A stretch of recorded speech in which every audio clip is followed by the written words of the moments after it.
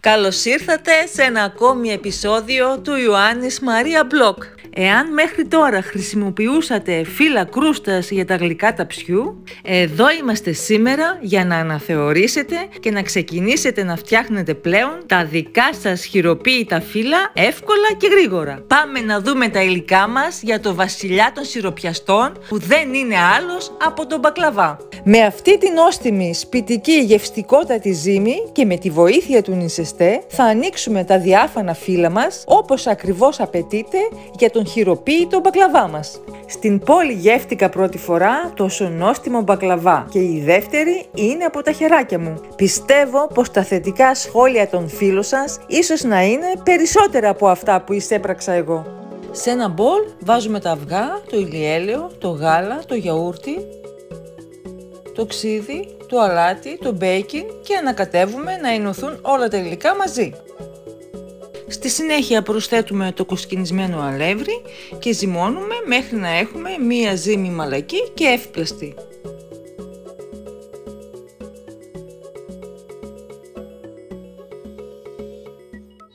Κατεβάζουμε τη ζύμη στο μπάγκο εργασίας και θα ζυμώσουμε περίπου για 5 λεπτά.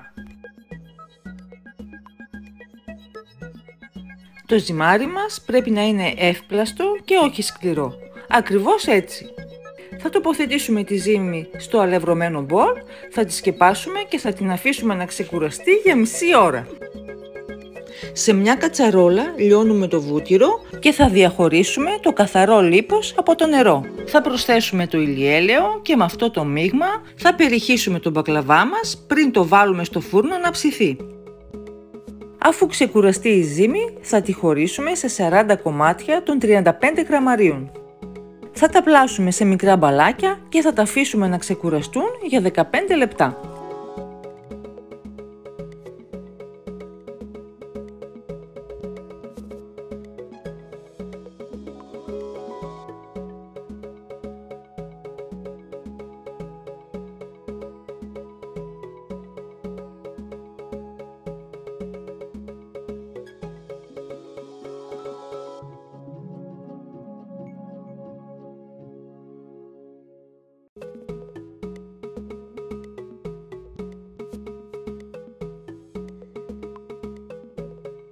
Αφού περάσουν τα 15 λεπτά, πασπαλίζουμε την επιφάνεια εργασίας με νησεστέ, όπως επίσης και τα ζυμαράκια. Τα πιέζουμε λίγο με τα χέρια μας για να πλατείνουν και παίρνοντας 2 ζυμαράκια και με τη βοήθεια του πλάστη ανοίγουμε ένα φυλαράκι με διάμετρο 10 με 15 εκατοστά περίπου.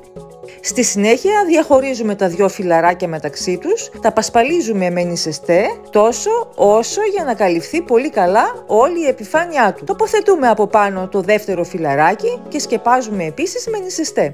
Συνεχίζουμε με τα επόμενα 2 ζυμαράκια ανοίγοντας ένα φύλλο 10 με 15 εκατοστά περίπου. Διαχωρίζουμε τα 2 φυλαράκια, τα πασπαλίζουμε με μπόλικο νησεστέ και τα τοποθετούμε επάνω στα 2 προηγούμενα φύλλα. Ανοίγοντας και το τελευταίο μονό φύλλο, έχουμε μια πεντάδα με την οποία θα δημιουργήσουμε την πρώτη στρώση του μπακλαβά μας. Με τη βοήθεια ενός λεπτού πλάστη και του νησεστέ, θα ανοίξουμε ταυτόχρονα και τα 5 φυλαράκια μαζί σε 5 μεγάλα και διάφανα φύλλα. Τυλίγουμε τα φύλλα στον πλάστη, δουλεύουμε κυκλικά και βοηθάμε πιέζοντας με τα χέρια μας από το κέντρο προς τα έξω. Στη συνέχεια τινάζουμε και τραβάμε τον πλάστη προς το μέρος μας, δίνοντας στο φύλλο την απαραίτητη όθηση και έλξη έτσι ώστε να ανοίγει εύκολα και γρήγορα. Τα φύλλα διαχωρίζονται με ευκολία, χάρη στον νησεστέ, γίνονται διάφανα και αέρινα. Στρώνουμε την πρώτη πεντάδα σε ταψί με διάμετρο 38 εκατοστών, κόβουμε τα φύλλα που προεξέχουν, τα τοποθετούμε επάνω στη στρώση και καλύπτουμε με καρύδι τριμμένο.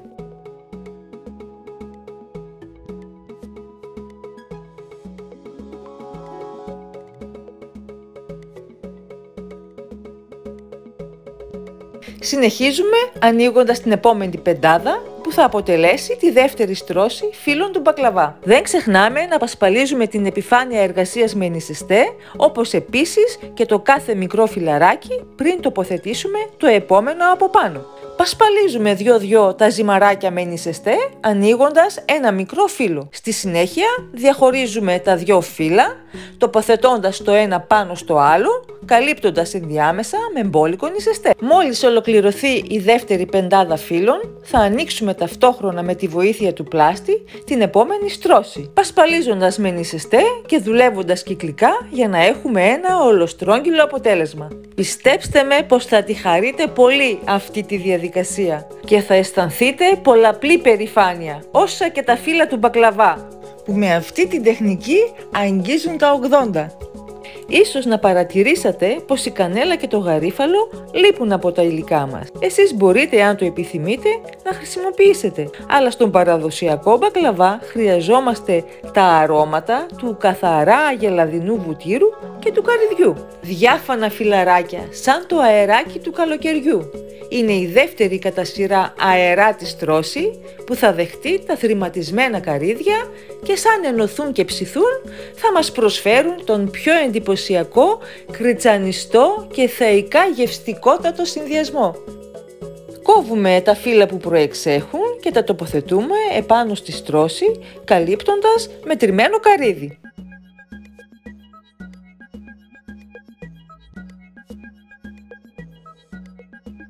Θα συνεχίσουμε με την ίδια διαδικασία μέχρι να ολοκληρώσουμε και τις 8 πεντάδες των φύλλων μας.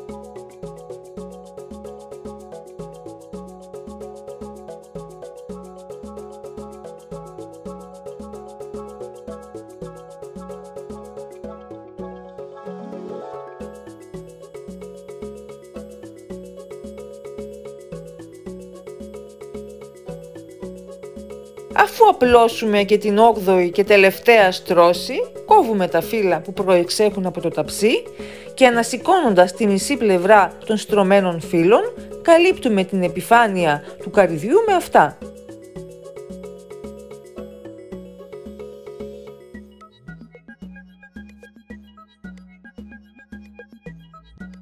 Το ίδιο κάνουμε και από την άλλη πλευρά. Με τη βοήθεια ενός κουταλιού ή μιας χούφτας, πιέζουμε τα φύλλα γύρω-γύρω από το ταψί προς τα μέσα, ώστε να σταθεροποιηθούν και στη συνέχεια να δώσουμε το σχήμα που επιθυμούμε.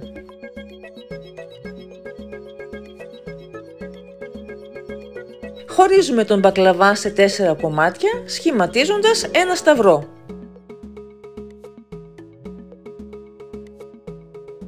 Στο κάθε τρίγωνο που δημιουργήθηκε θα κόψουμε λωρίδες παράλληλα με την κάθε πλευρά του.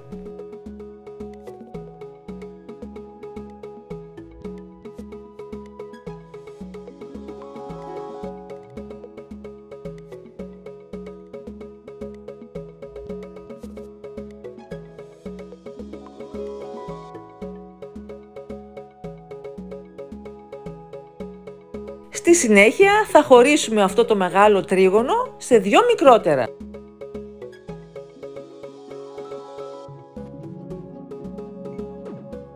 Κόβουμε παράλληλες λωρίδες με την κάθε πλευρά τους και έτσι σχηματίζουμε μικρούς ρόμβους.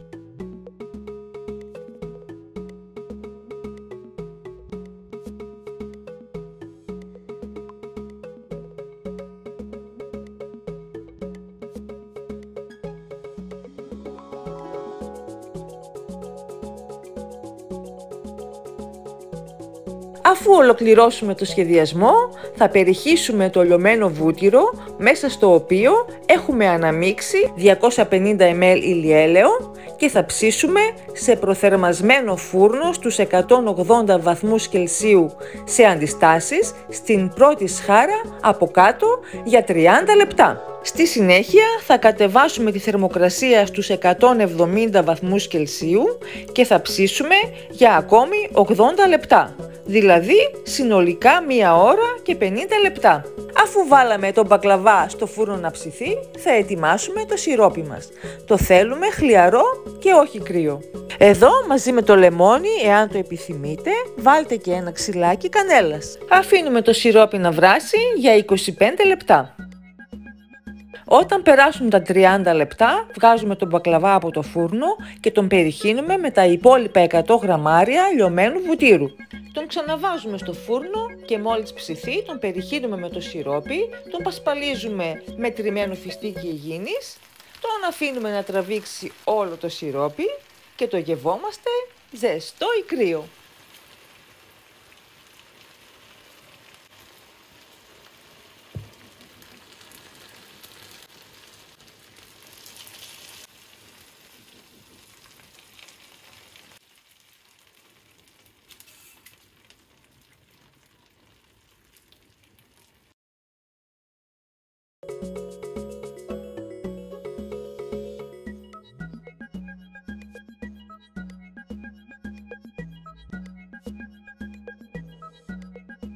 Εάν σας άρεσε η συνταγή μας, κάντε εγγραφή στο κανάλι μας, πατήστε το καμπανάκι για να μαθαίνετε πρώτοι τις νέες συνταγές που ανεβάζουμε, κοινοποιήστε στους φίλους σας και μοιραστείτε μαζί τους τις γευστικές μας δημιουργίες. Να είστε καλά μέχρι την επόμενη φορά!